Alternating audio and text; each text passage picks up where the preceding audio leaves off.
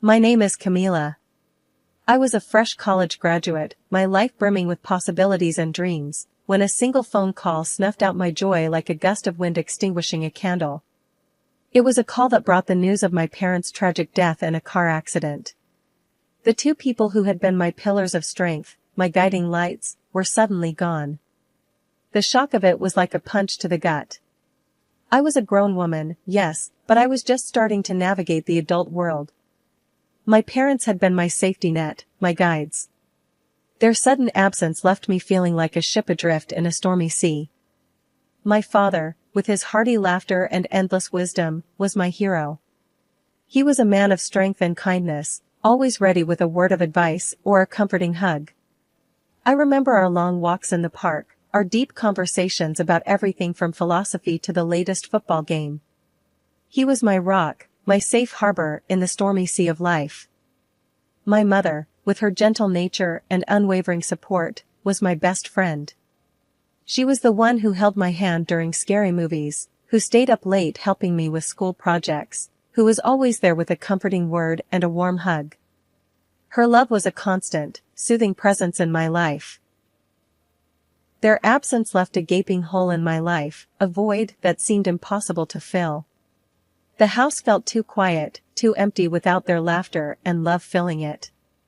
Every corner was a reminder of them, every object a memory. In the midst of my grief, a man named Richard appeared. He was a worker at a trading company who happened to be at the scene of the accident. He had provided a witness statement, and he felt compelled to reach out to me, to offer his support. "Camila," he said, his voice filled with sincerity, "I can't express how sorry I am for your loss. I saw what happened. It's not fair, and it's not right. If you need anything at all, please don't hesitate to ask." His words, though simple, were a lifeline in the storm of my grief. Richard became a steady presence in my life, helping me navigate the legalities of the accident, the insurance claims, the mountain of paperwork that seemed to multiply every day. His support was invaluable, his kindness a balm for my aching heart. As the weeks turned into months, Richard and I grew closer. Our conversations grew longer, our silences more comfortable. One day, he took a deep breath, looked me in the eye, and said, "Camila, I've come to care about you a lot. More than I've cared about anyone else. Would you consider marrying me?" I was taken aback, but I looked into his eyes, and saw the sincerity there. I thought about the comfort he had provided, the strength he had shown. And I said yes. I said yes to a new beginning, yes to a new chapter in my life. The wedding was a blur of joy and laughter, a day filled with hope and promise. After the celebrations, Richard and I moved into his house that was as grand as it was cold. The house was a testament to Richard's success, a symbol of the wealth he had amassed in his trading business. I was awestruck by its grandeur, but I couldn't shake off the feeling of unease that crept over me each time I stepped into its marble halls. Soon after the move, I discovered I was pregnant. The news filled me with a sense of joy and anticipation. I dreamed of our child, of the life we would provide for him. Richard seemed pleased as well, but there was a hardness in his eyes that I couldn't quite understand. Our son, Max, was born on a clear winter morning. He was a beautiful baby, with Richard's dark hair and my bright blue eyes. Holding him in my arms, I felt a love so profound, so overwhelming, it took my breath away. Richard, too, seemed smitten with our son. But as the weeks turned into months, I noticed a change in him. One day, Richard came home late from work, his face set in a grim line. "Camila," he said, his voice devoid of its usual warmth, "we need to talk about our expenses." I was taken aback. "What about them?" I asked, feeling a knot of worry form in my stomach. He threw a stack of bills on the table, his expression stern. "They've gone up, Camila," he said, his voice cold. "Ever since Max was born, we're spending much more than we used to." I felt my heart sink. "But Richard," I said, "we have a baby now. Babies need things." He shot me a hard look. That's not the point, Camila, he said. You're spending too much. On things we don't need. I was stunned.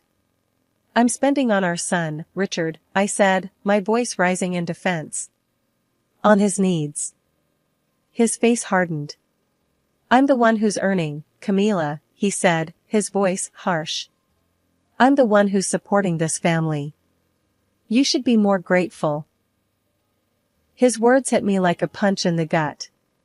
I felt a mixture of anger and hurt well up inside me. I had thought Richard was my partner, my ally. But his words made it clear that he saw me as a liability, an additional expense that he had to bear.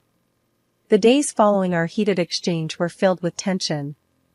Richard became more stringent about our budget, scrutinizing every receipt, every purchase. He was relentless in his accusations of my alleged overspending, despite my best efforts to economize. Camila, he'd say, his voice dripping with condescension, you need to understand the value of money. Richard, we need food, I'd say. And Max needs diapers. We can't just stop buying them. He'd look at me, his eyes hard and cold. Then figure it out, Camila. Make do with less.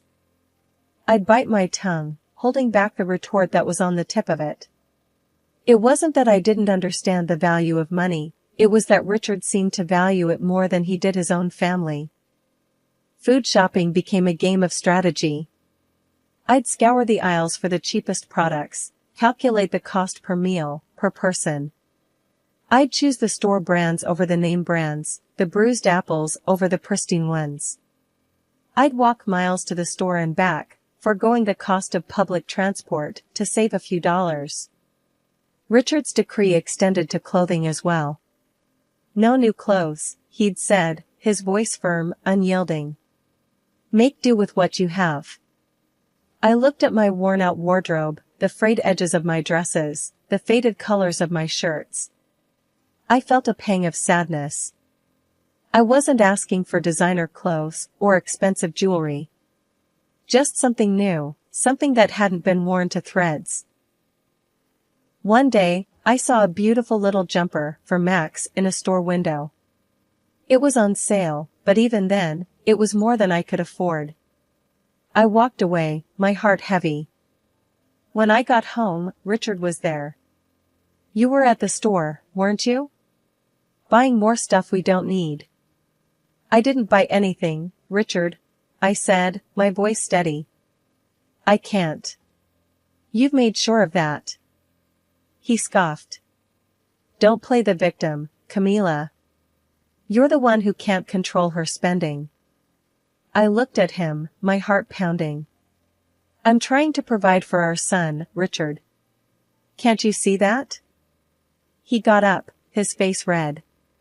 I'm the one providing for this family, Camila. You're just spending my money. I felt a surge of anger. Your money? Richard, we're a family. It's our money. He laughed, a harsh, bitter sound. Oh, Camila. You're so naive. I stood my ground, my hands clenched. No, Richard. I'm not naive. I'm just trying to do what's best for our son. He glared at me. And I'm trying to save us from bankruptcy. But you wouldn't understand that, would you? With that, he stormed out of the room, leaving me standing there, my heart aching. All the while, I noticed Richard's lifestyle remained unchanged. He still wore his designer suits, still splurged on expensive gadgets. He'd come home with a new phone, a new laptop, a new watch, while I was left to mend old clothes and ration our meals. Richard, I'd say, trying to keep the bitterness out of my voice, how come you get to buy new things, but I can't? He'd look at me, a smug smile on his face. Because I earn the money, Camila. I get to decide how it's spent. His words stung, a slap in the face. I was his wife, the mother of his child, but he treated me like a burden, like an unwanted expense.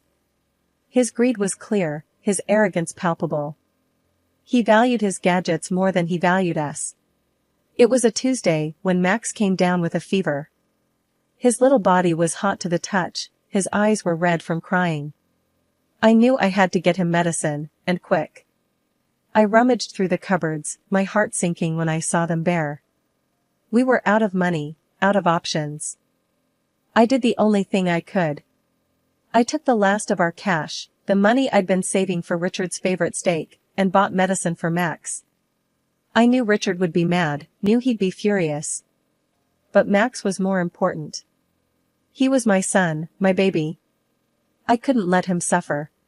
When Richard came home that night, he was in a foul mood. He'd had a long day at work, he said, and all he wanted was a good meal. When he saw the empty table, his face turned red. "Camila," he said, his voice low and dangerous, "where's my dinner?" I swallowed hard. Max was sick, I said. I used the money to buy him medicine. Richard's eyes narrowed. "You what?" "I bought medicine for Max," I repeated, my voice steady, despite the fear in my heart. Richard slammed his fist on the table.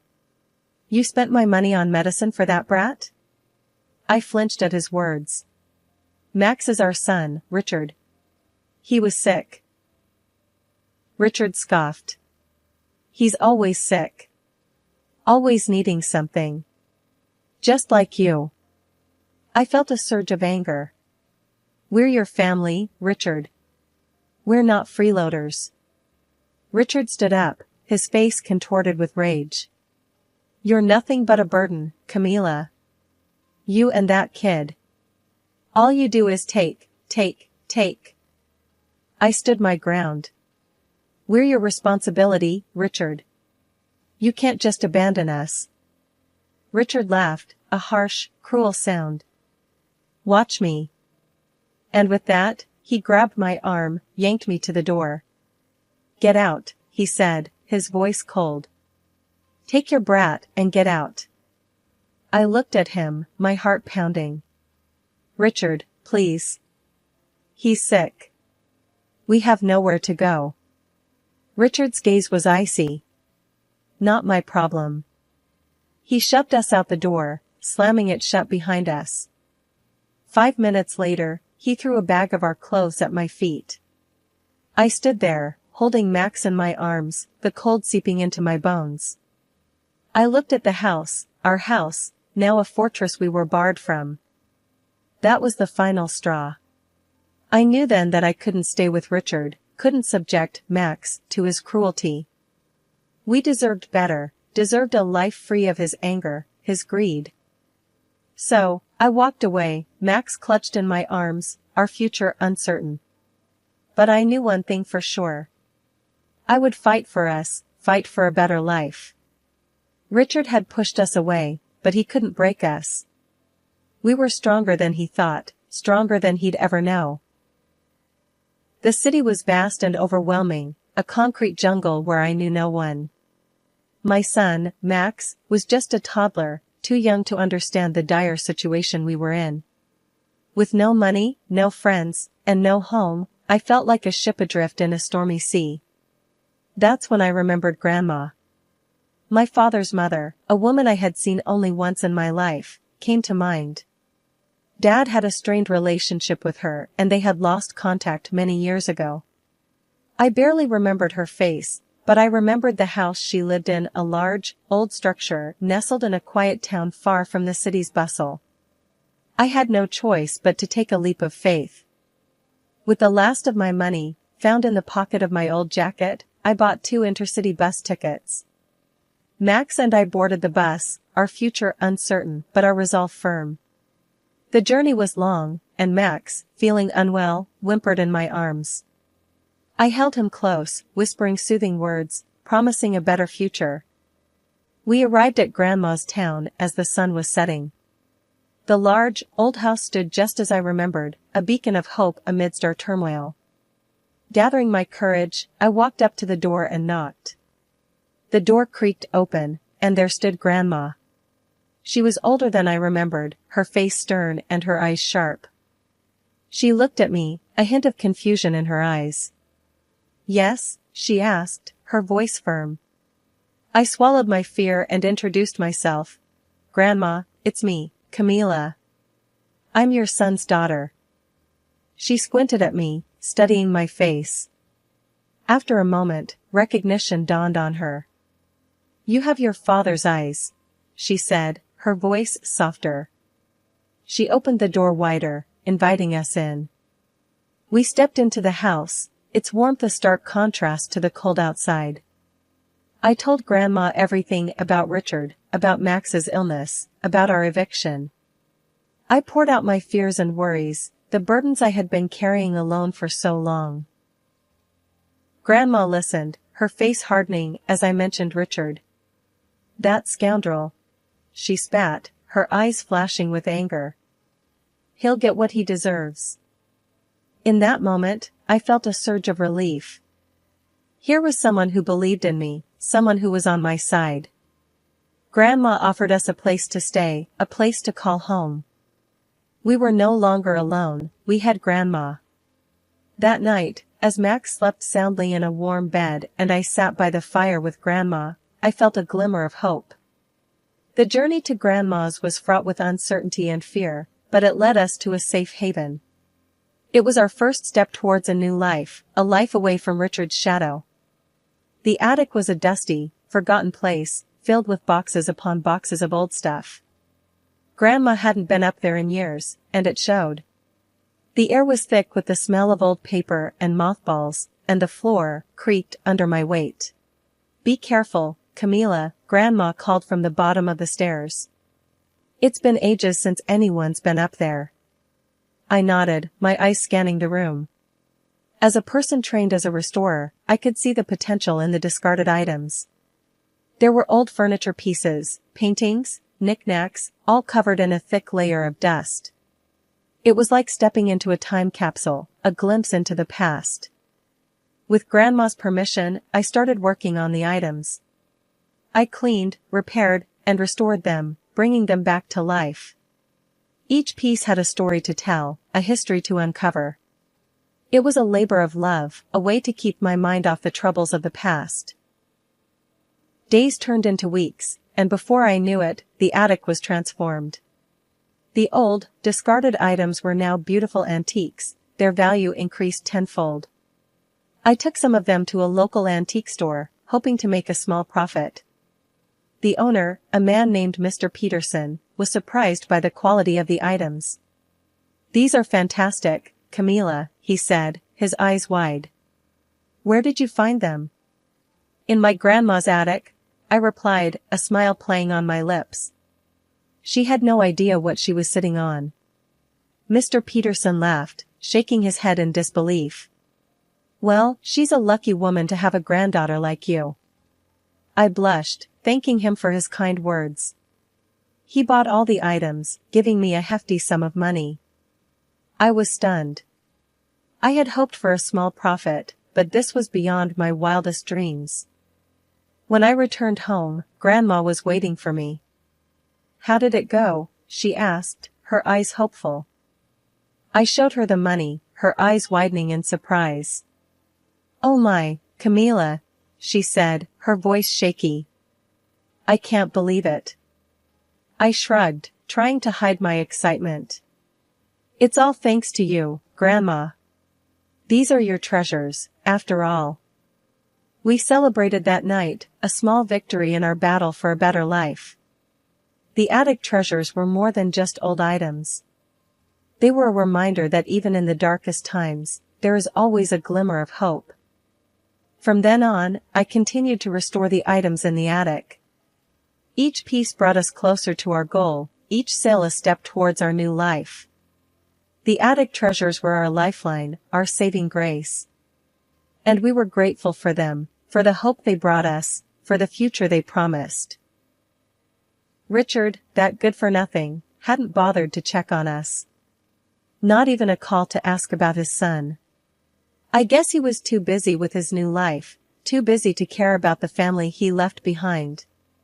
But we weren't going to let him off the hook that easily. Grandma had a friend, a lawyer named Stan. He was a tough old bird, sharp as a tack, and he didn't take any nonsense. We'll get that bastard, he promised, his eyes hard. He won't get away with this. With Stan's help, we filed a claim for child support. Richard was furious when he found out. He called me, his voice a venomous hiss.